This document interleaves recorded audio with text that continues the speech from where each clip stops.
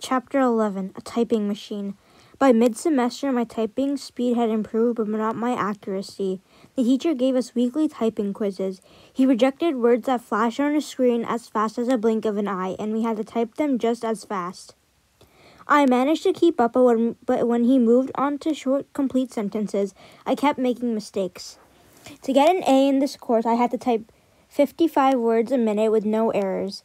I needed more practice typing. I found the answer to my problem in a lawyer's office. On Wednesday evening, after I finished the gas company, I went to clean Twitchell and an attorney's office.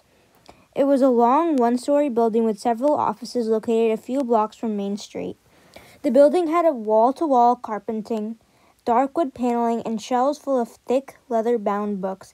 It had a storage room with stacks of long sheets of paper with numbers on the margins and boxes of pens, pencils, staples, and paper clips. An old typewriter full of cobwebs sat on the floor in the corner.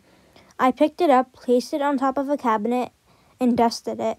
I loaded it with a sheet of paper and tried typing on it. The keys were sluggish and the letters were barely visible. As I set it back down, I heard the front door open and someone say, "Who's here?" "It's nobody," I responded quickly, coming out of the storage room. "It's just me, the janitor."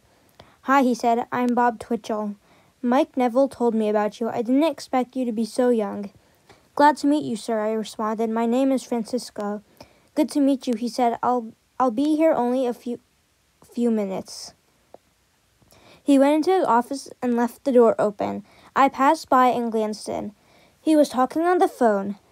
After I dusted, I cleaned the bathroom and began vacuuming. When I finished, I wound the cord and placed the vacuum in the storage room. I looked at the typewriter again. It's not being used, I thought. Maybe he'll sell it to me cheap. I passed by Mr. Twitchell's office and glanced in again.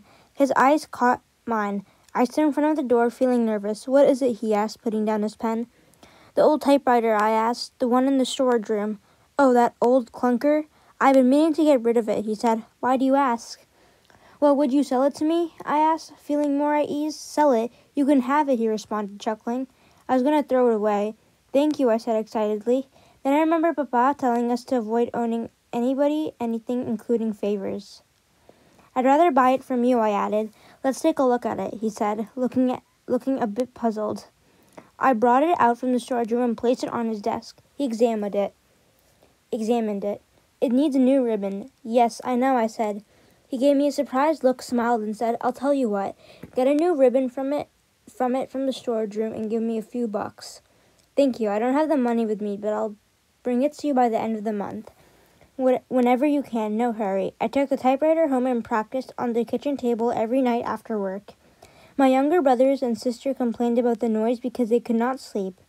So I placed a towel underneath it to keep the clatter down. Mama was pleased when I told her I got an excellent grade in typing. "You're a typing machine, Mijo," she said, chuckling. "You got fast fingers from picking strawberries and cotton."